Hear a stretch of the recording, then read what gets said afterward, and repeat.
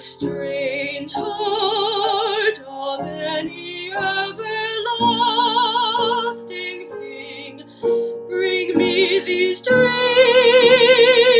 that take my breath away. They come at evening with the home flying rooks and the scent of hay over the fields. They come in spring.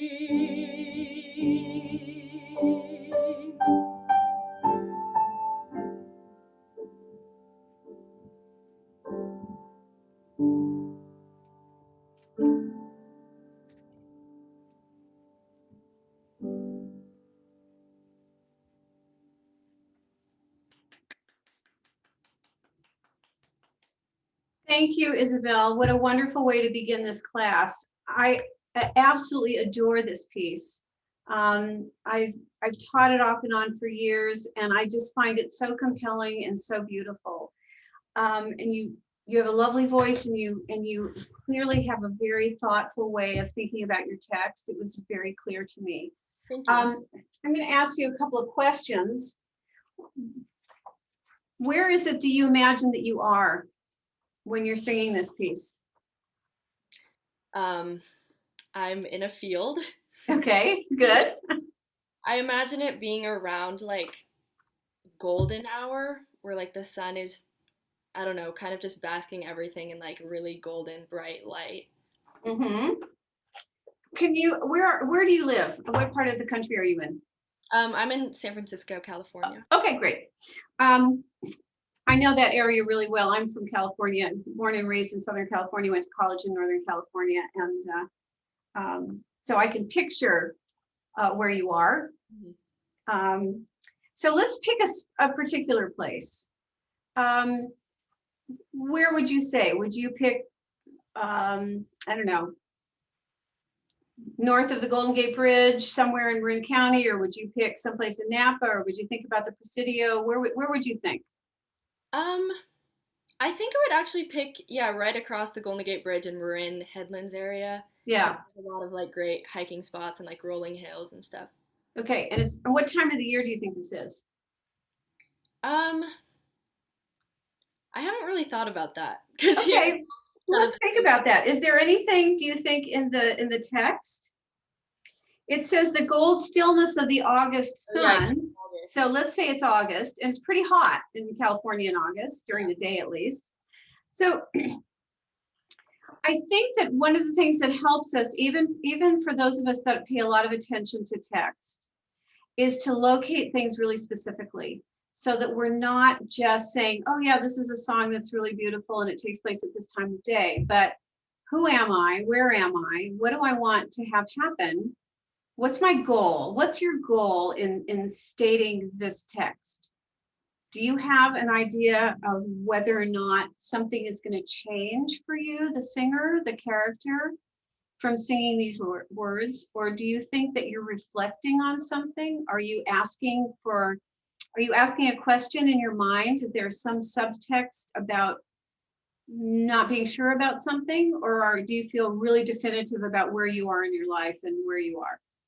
I think this character is like talking to God or just like nature, the universe, whatever they believe in. And like the question, well, what I think the turning point is when I say, can I believe there is a heavenly world than this? And that's when the character kind of starts thinking about beyond life on Earth and stuff like that. Mm-hmm. And it's fantastic. I love that. So there's at the top of the second page, at least in what I'm looking at the top of the second page, at the bottom of the first page, you say, can I believe there is a heavenlier world than this? And then we have this beautiful 2.5 measure interlude. And then you say, and if there is, and then there's 3/4 note rests. And in my head, I'm thinking, and if there is, in parentheses, a heavenlier world than this, will the strange heart of any everlasting thing bring me these dreams.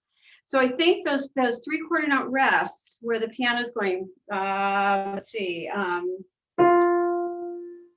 1, 2, 3, 4, will the strange, that you have to have an idea of what those beats of rest mean to you, because it's an unfinished sentence. And if there is a heavenlier world than this, will the strange heart, okay?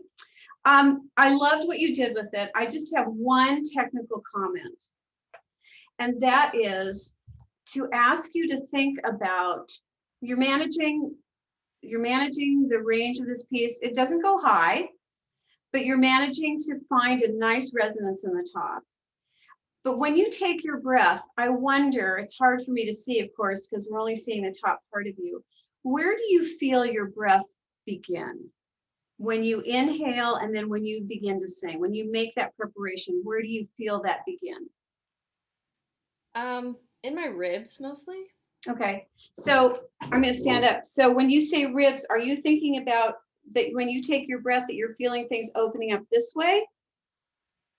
Yeah, kind of this way. Okay, so I would say this way is great. Can you anchor it also a little bit, maybe just down into your belly button? You know what I'm saying? So that when you take your breath, that everything feels like it's collecting here, and then you start your air. Mm-hmm. Okay, we don't really have time for you to sing the whole thing, but I would love for you to sing the first page. Can you do it without your accompaniment? Yeah. If I just give you to start with, I assume you're singing it in the key that's in the book. Yeah. Okay. Will you just start for me, and will you just pay a little bit more attention to how you're taking the breath? Yeah. Well, and I'll stop you because we're gonna have to stop and move on. Okay, here we go. Lord, when I look at lovely things which pass under old trees, the shadow of young leaves, dancing to please the wind along the grass, or the gold stillness of the August sun on the August sheaves. Can I believe there is a heavenlier world than this? Fantastic, Isabel. So to me, it sounded like you were more stable. Yeah. Did it feel different? Mm-hmm. Yeah. It's also the magic of the second time. Yeah. Okay. There is the magic of the second time that we have to remember. But again, I just felt like you were a little bit more anchored in your body, and therefore your breath was moving better. Yeah, I feel like that's okay. I wish we had more time. We don't. It was lovely to work with you and to hear you. And if you have questions at the end, we're just going to try to answer some questions. Okay. Thank you Fantastic. So, Nina. Hi. So you're singing Chanson d'amour? Yes. Fantastic. All right. Are you able to hear me okay? I'm having trouble hearing you. Can you turn your volume up just a little bit? How about now? It's a little better. I have like a microphone hooked up. Do you think that might be the problem? Because it was like I can't answer that question. I'm just not really sure what to tell you. I'm so sorry. It's okay. Do you think that I should just sing and see what happens then? Just go ahead. And why don't you can you say something one more time? Hello? Yeah, it's just a little quiet still, but that's all right. Once you get singing, we're probably gonna hear you better, okay? And Nina, just to make sure, did you check all of your settings that we put in the chat? Yes, I did. Okay. All right. Yeah, it's probably just a quiet mic. So let's see how it goes. All right.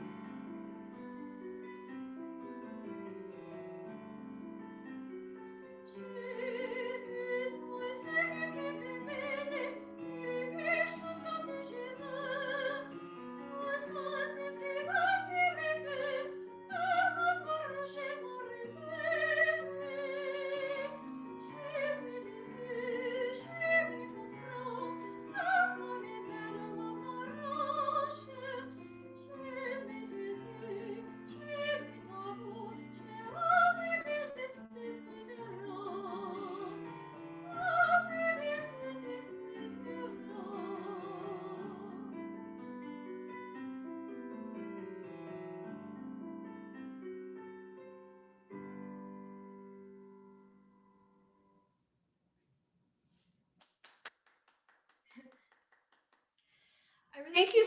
hear that. Yes, yes, I can hear you. Thank you. Okay, so let's talk about a couple of things. Can you sit down for just a second? I'm going to have you do a little singing again in a minute, but I just want to talk to you about a couple of things. How long have you been working on this piece? I think since like February. Okay, so 3 months to a couple of months, maybe? Yeah. Okay, all right. One of the things that I observe is that you have a lot of upper body motion while you're singing with your arms. Are you aware of that? Yeah, it's just like when I get like scared. Yeah, this is scary because you're singing in front of somebody that you don't know who's going to give you some feedback. And then there's other people watching on the call. So, of course, it's a little terrifying. I totally understand that. So I want to try something for you. And that is to just find a way to have a little bit more focus to your air, potentially, and focus in your body so that you feel a little bit less of this need to kind of agitate your arms just like that. Do you need, I'm trying to think if we're in the same key.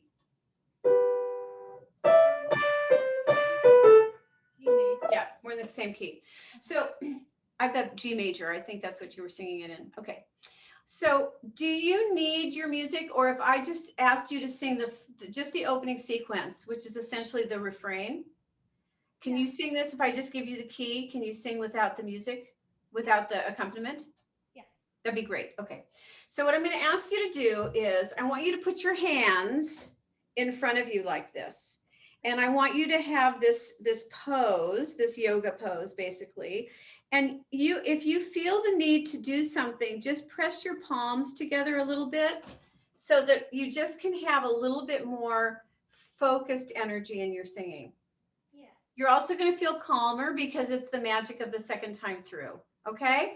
So all I want you to do is sing the refrain down to the bottom of the first page. So here's your key. I'm not a pianist and there's too much lag time anyway, so I'm not playing for you. There's your pitch. Let's just see what happens. The first 1, 2, 3, 4, 5, 6, 7, 8 bars.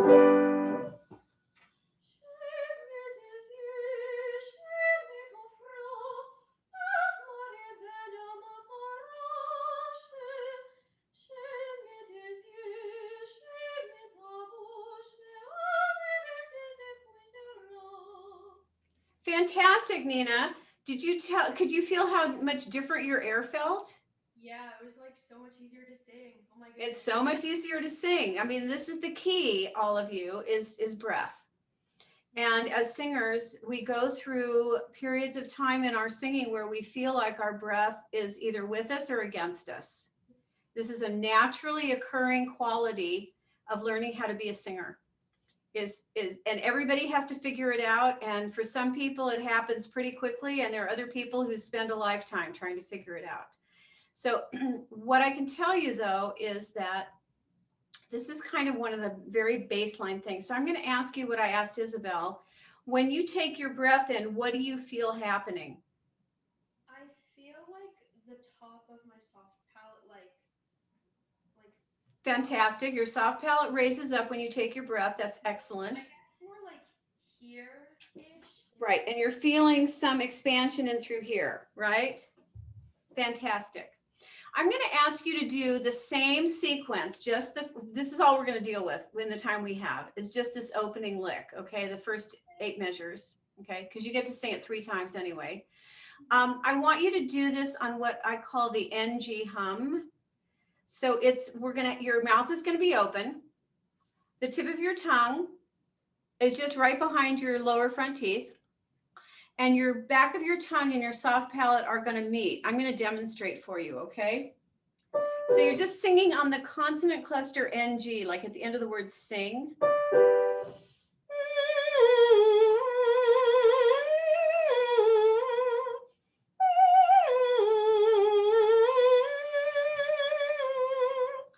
All of that energy is going to go in your nose because you're preventing sound from going into your mouth. Do you understand what I'm asking? Yes. Okay. It's going to feel really buzzy in your nose, and that's what I want. Okay? So hands together. Now you can do this whole thing with your mouth relaxed on the NG hum. Here we go.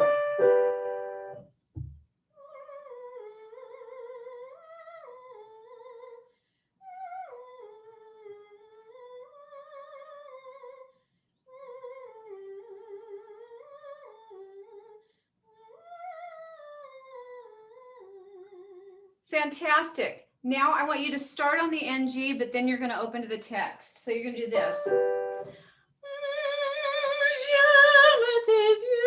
Okay, and you're going to sing that whole thing, thinking about what that NG hum felt like, and thinking about how your air is going to stay much more focused. Okay, here we go.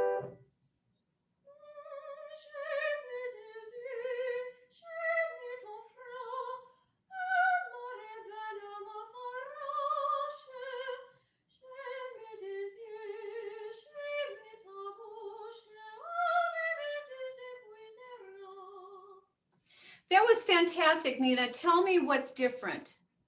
Well, at the beginning when I did what you said, it almost added like as like a kickstart for me to have enough space in my mouth for like air to flow. Excellent. So it felt different. The air felt different to you.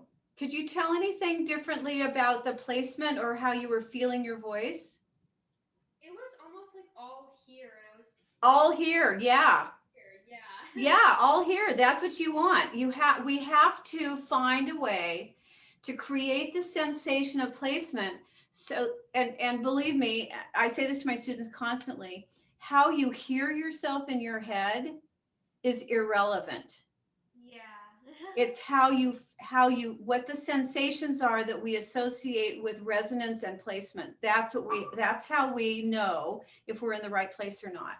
Okay, so I really enjoyed that. I thought that was really beautiful. Now we have time to do this one more time. I want you to put your hands to your sides. I don't want you to start on the NG hum, but I want you to think about what that was like. I'm going to give you're just going to sing that first 8 measures in that beautiful resonant legato, easier, more focused breath. Okay? I've lost you. Am I going to do this a cappella? Yeah, just what you just did. This time, arms at the side. Fantastic. Here we go.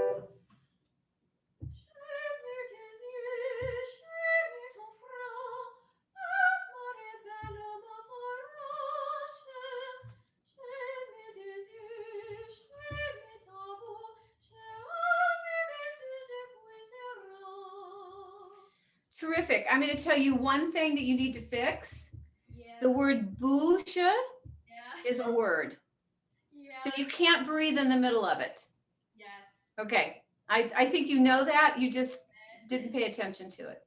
Sadly, we're going to have to stop so I can move on because I'm going to hear Josie sing. But there's going to be time for questions at the end. So hang on. Thank you so much for being a part of the class. I really enjoyed it. Thank you. Thank you so much. Okay, Josie. Hi. Tell us what you're going to sing. I'm going to sing Per pietà bellido mio by Bellini. Fantastic.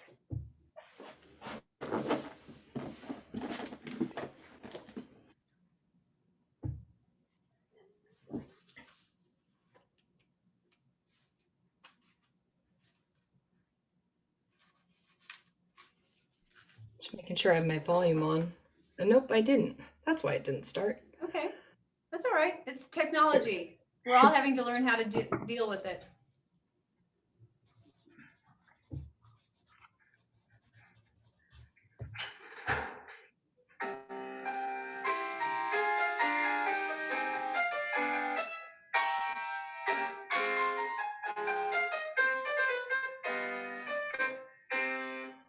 Per pietà bellido mio, metti più sono ingrato, metti più sono ingrato, infelice sventurata,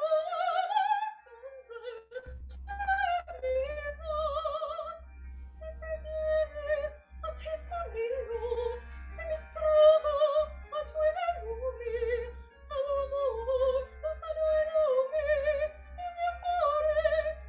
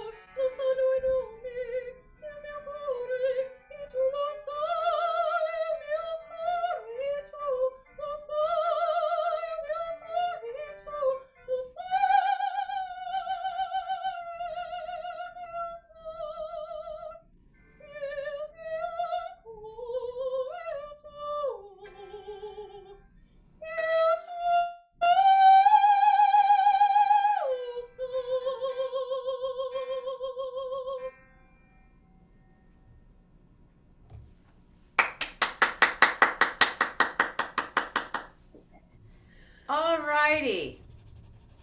I have to ask you, where did you get your accompaniment track? My voice teacher sent it to me, but she didn't send me it until an hour ago, and it's faster than normal. So I was just going to say, that's kind of lickety split. And I could tell that you were focused a lot on just trying to make sure that you didn't get behind. yeah. It's probably faster than you're used to singing it, and it's probably faster than you would want to sing it. Yeah. It's just a little on the fast side. Okay, that's what I figured. Okay, fantastic. So where are you located? Maple Valley, Washington. Oh, okay. Is that Western Washington or Eastern Washington? Yeah, over like an hour away from Seattle. Fantastic. Okay. All right. So I have a question for you, and that is, when you think about singing in Italian, which is such a wonderful language to sing in, it's a very vowel dominant language, right? So we have to really pay a lot of attention to how we're forming our vowels. And I know in the Italian language there are five, what I call the five primary vowels: E, A, A, O, and U. And then we have the open O, and we have the E, the open E. Do you do IPA? I'm making little symbols in the air. Okay, so we have the closed A, and we have the open E. Per pietà. Okay, so one of the things I'd like to work on with you in the time that we have is to really see if we can't get a more specific sense of your vowels. And I suspect that we can when you're not trying to sing so fast. Yeah. Okay. So I'm not going to ask you to put this to the accompaniment again. We're going to do what I've done with Isabel and with Nina, is just to do a little a cappella work, okay? Do you, in your practice with your teacher or as a practice technique, either in a lesson or in your practicing, do you ever sing your text without consonants but just sing on the vowels? Okay. Do you have your music in front of you? Yeah. Okay. So we're just going to talk, we're going to go from the very beginning through the abbastanza, il ciel, mi, fa. We're going to stop there, just so we have a first 1, 2, 3, 4, 5, 6, 7, 8, 9, 10, about 10 measures, okay? And that takes us to the end of a section. All right. I'm going to give you your vowels that you're going to sing, okay? You're looking for a pencil? Okay. Yes. Okay. So when we actually sing this, we might change the vowels just a little bit when we add the consonants. But you're going to sing A, A. We're not going to worry about the J glide right now. It's just A, A, E, O, E, O. Okay? O, E, E, O, E, O. Actually, let's just go that far because we're going to repeat the text. A, A, E, O, E, O. O, E, O, E, O. Okay? What I want you to do to start with is just sing this on a monotone monotone pitch in the rhythm. And we're just going to pick the G because that's where it starts.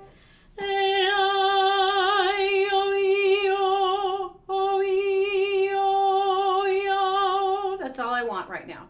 Okay? Let's just go that far.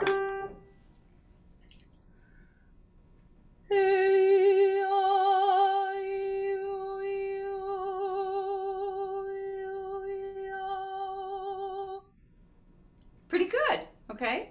You can take your breath, which is where you're going to breathe at the rest, right? Let's do that again. One more time, just on the G.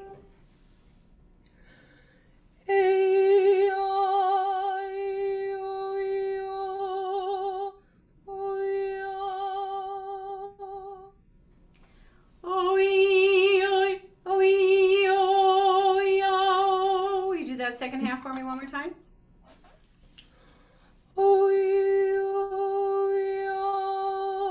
Fantastic. Now I want you to sing these vowels in the rhythm and in the pitches of the song. We're just going to go that far.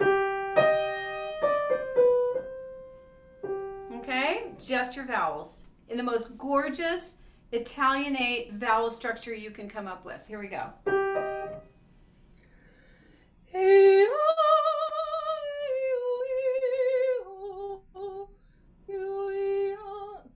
got confused. That's okay. That's all right. Let's do it one more time from the top. You're doing great. I'm asking you to do something you've never done before, and you're a trooper. Let's do it.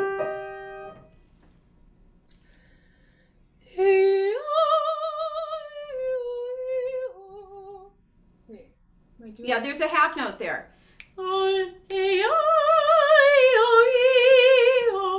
Right? Okay, I just don't think I have the vowels lined up with the right That's note. okay. Let's try it one more time. You're doing great.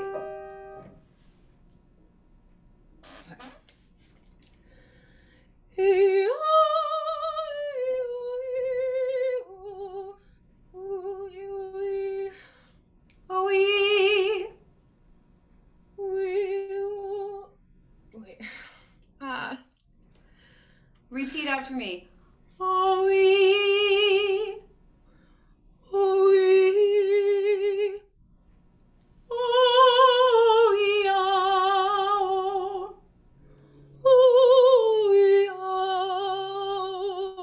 Okay, now I'm going to let you put your text in there. I want you to add your consonants, but I don't want you to change how you're thinking about these vowels. Because your vowel structure was much clearer that time. Okay? Here we go. We're going to add the consonants. Think about your vowels.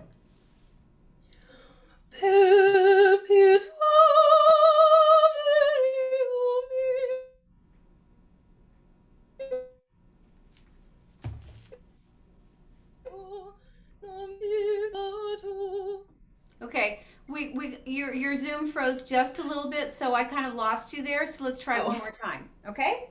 But I think it was pretty successful. Okay, let's do it one more time.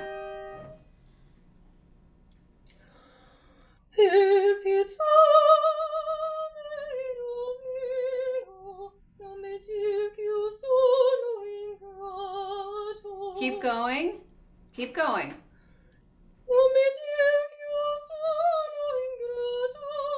Fantastic.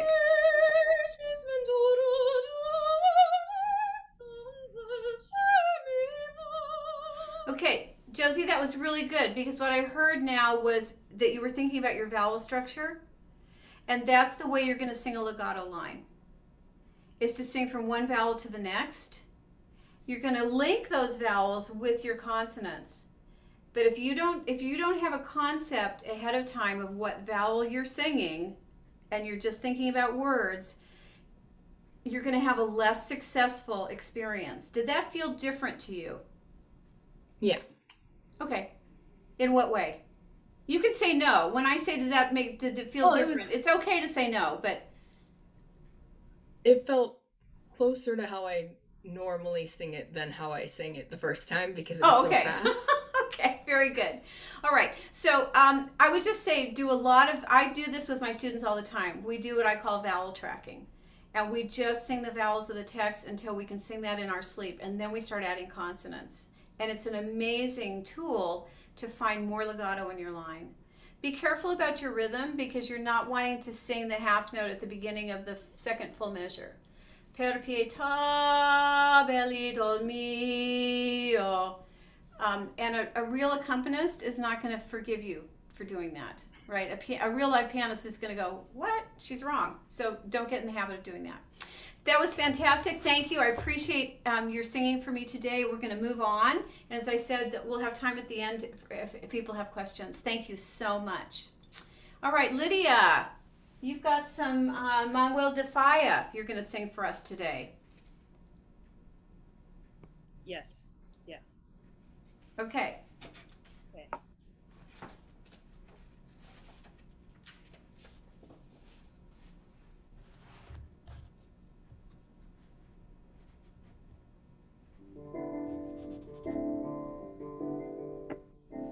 Por traidores tus ojos voy a enterrarlos. Por traidores tus ojos voy a enterrarlos. No sabes lo que cuesta del aire niñez mirarlos, madre a la orilla, niñez mirarlos, madre.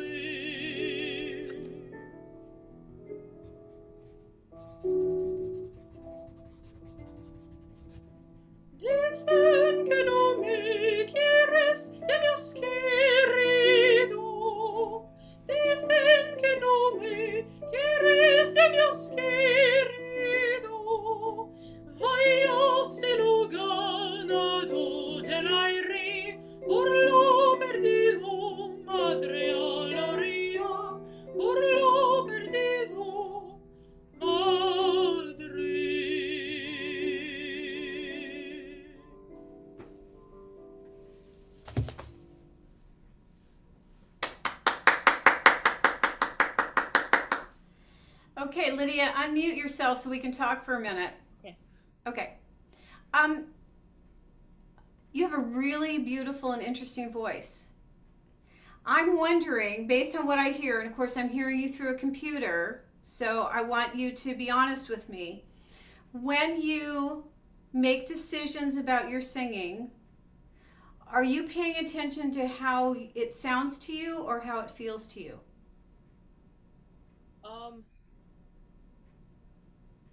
Usually how it feels. Okay. What I hear a little bit is I think that you're also listening to yourself some. And making some decisions about the sound based on what it sounds like in your head.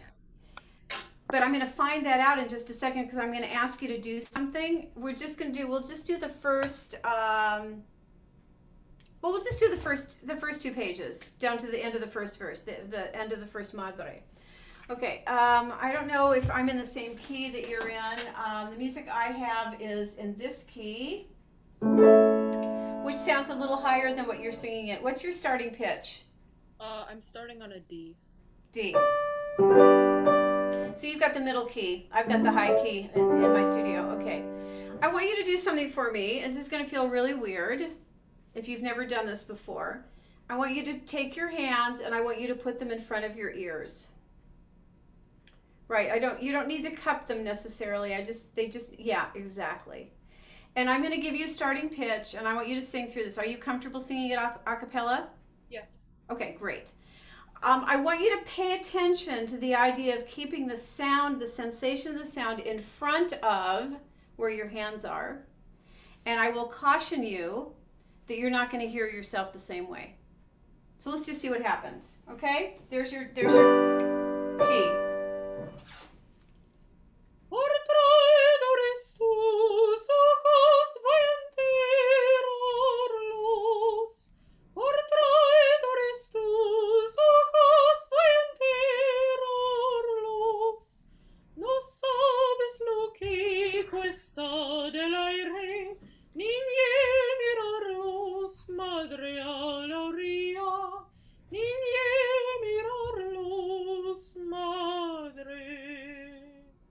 Okay.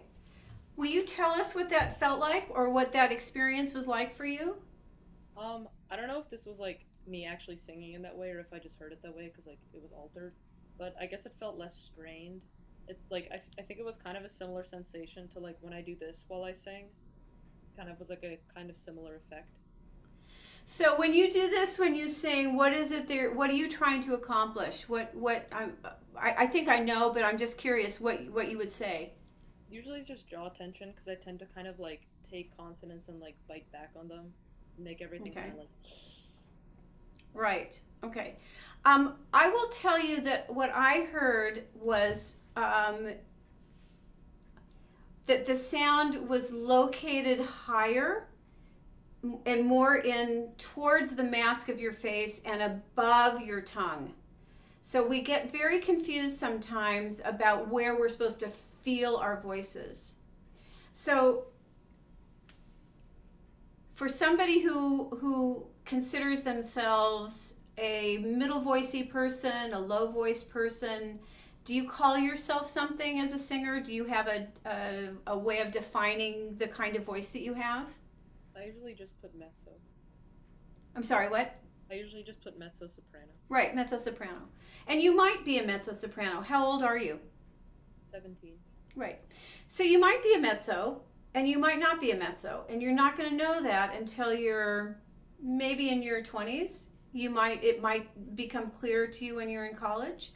It might become clear to you when you're 30. So the thing about singing is that what you want to do is find the healthiest, the most sustainable,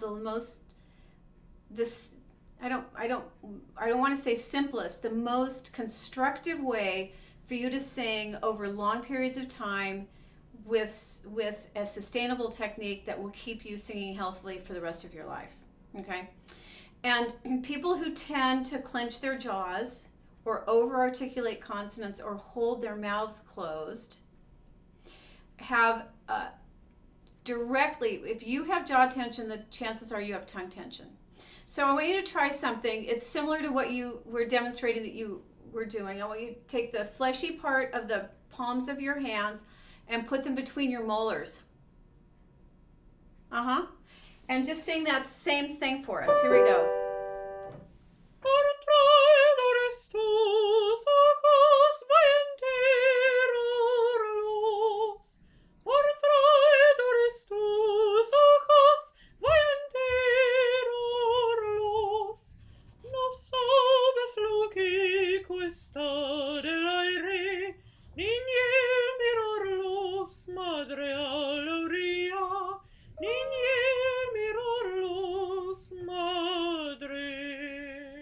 Fantastic. So I heard the same thing that I heard when you were doing this, which was that the sound is located a little higher and a little farther forward. Even people who can think that they have low voices or who do have low voices, and I'm talking about male and female singers, you don't want to sing low. You want to sing with resonance that comes from the top and keep your voice buoyant so that you're not sitting right here with it. So for me, listening to you both of those times, I heard much more color in your sound. You didn't lose that warm, mezzo-y quality that you probably really like about your voice, which you should like about your voice. That's fantastic. But we gained some what I call the brilliance and the buoyancy, so that that sound is going to travel better. It's going to have more resonance in it. And sadly, that is all the time we're going to have, Lydia. Thank you so much for singing for us. And all four of you, what a great job you've done today. And it's been so much fun just to hear you and get a chance to work with you, even in the small amount of time that we had. So if there's questions, let me go to the chat. I see that there's some things in the chat. Okay. So I don't think we've had any, anyone no questions questions yet. Okay, so anybody have any questions? Anybody have any questions? I can talk about Vanderbilt's voice program. I can talk about singing. I can talk about,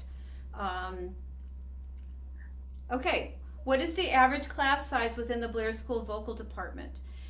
Good question. So the Blair School of Music at Vanderbilt is the smallest of the 4 undergraduate schools. Okay, College of Arts and Science, School of Engineering, Peabody College, and the Blair School of Music. So the Blair School of Music, in total, there's maybe about 225 students at any given time. In the voice area, we have typically 34 to 36, sometimes it's 33, sometimes it's 35 singers in all 4 years. So the incoming class typically has between 8 and 10 students in it. Some years it's 7, some years it's 11, but the average class size is somewhere around 10. Now, if it was really 10 every year, we'd have 40 voice majors at any given time. I think we're graduating 8 or 9 seniors this year. We had an incoming class this past year, our current first year students, I think there's 12 in them. That was a very large, it was really interesting in the COVID time that we had this wonderful first year class come in. But typically it's more like 8 to 9, something like that. Oh, thank you. What are some of the opera opportunities? So we just finished our spring opera. Due to COVID protocols, it was done outdoors. In a fantastic pavilion. Vanderbilt University built a pavilion specifically for events to take place. So it was done, we did Benjamin Britten's Albert Herring, which, if you're not familiar with Benjamin Britten's music, it's an exquisitely difficult opera. His music is really hard.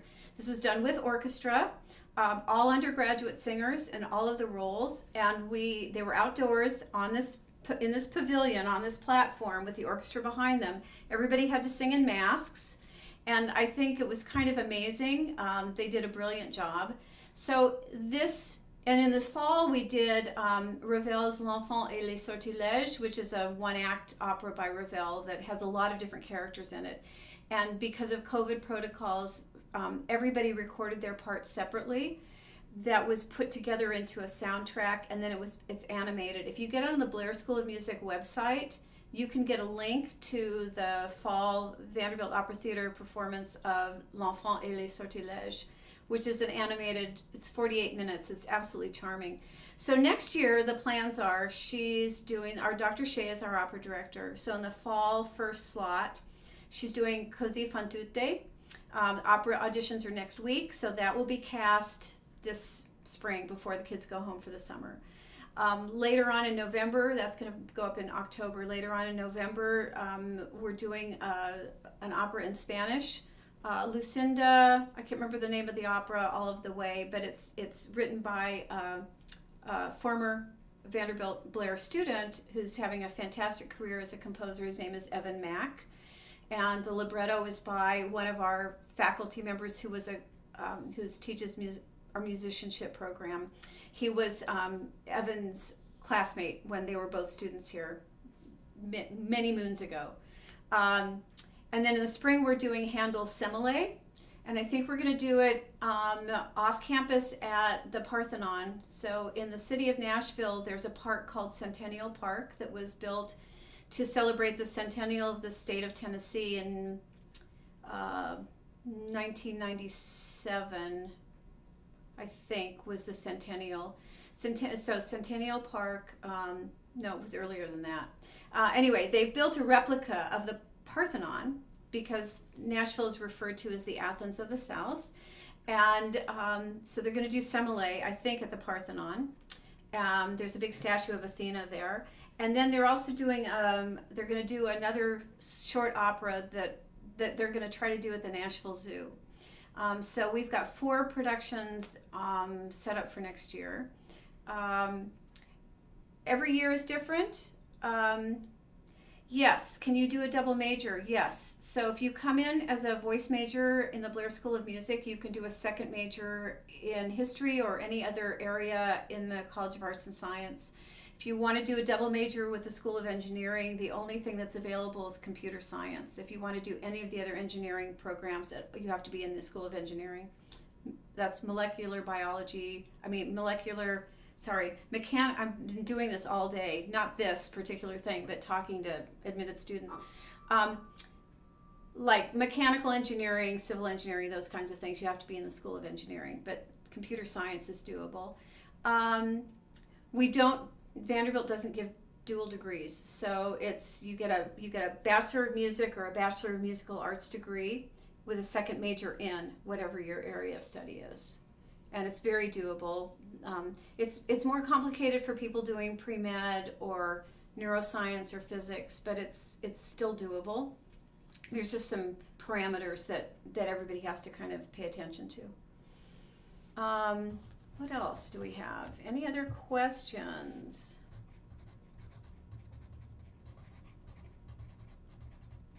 Jazz. There is a jazz major, jazz concentration.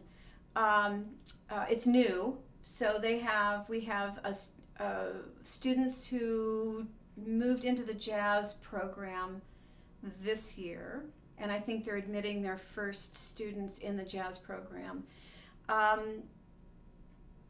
There's a vocal jazz teacher here, and a lot of my classical students take jazz lessons from her. There's a little jazz choir. There's courses in jazz and jazz theory. There's a concentration in jazz that's not the jazz major. There's a concentration in jazz that some students enjoy doing. So there's definitely a big jazz program.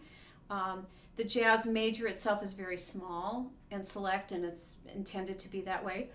But the jazz concentration that a lot of students are interested in, you have to audition and be accepted into that. But that's certainly an option. What is the relationship between the Blair School and the City of Nashville and their venues? Honestly, when you talk about venues, are you talking about classical music venues? Are you talking about like places where people go to hear live music? If you could define more specifically what you're asking about, that would be helpful.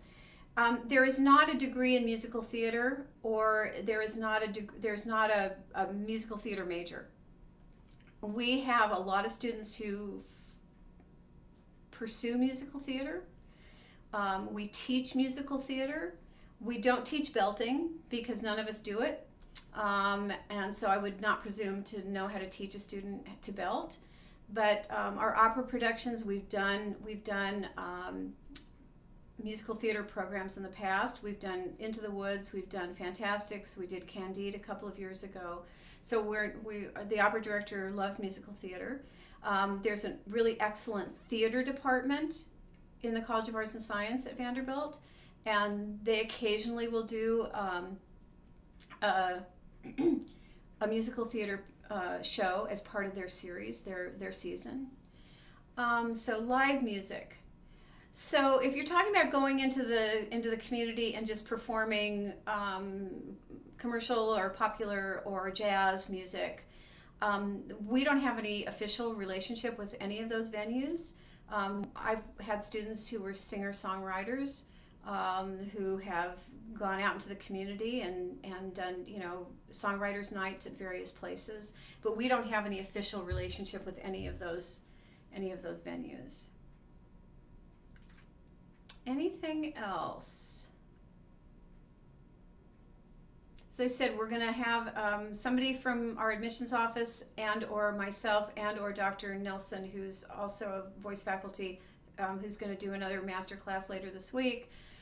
We'll be on the 12 to 2 and the 4 to 6 on Saturday. Somebody will be there to sort of talk more about admissions, to answer questions. So if there's one more question, I can answer one more question, and then we're going to run out of time. Anybody? Hands up. Going once? Don't you? Going twice? Great. Okay, fantastic.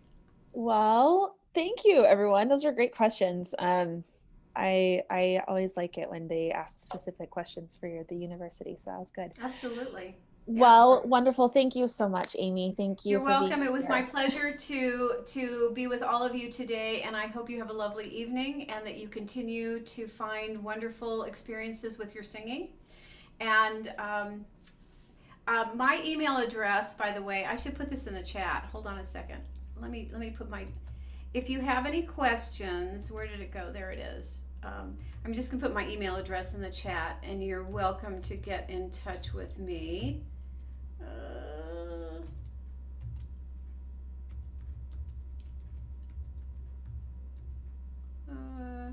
I'm normally not. There we go. So if you have any questions about anything I said today, to any of the singers, if you have questions about what I said to you, please feel free to send me an email. Be happy to answer. And with that, I will say goodbye. Thank you so much. Thank you. Thank you, everyone. It was great to be with you today. Okay. Bye. Bye-bye.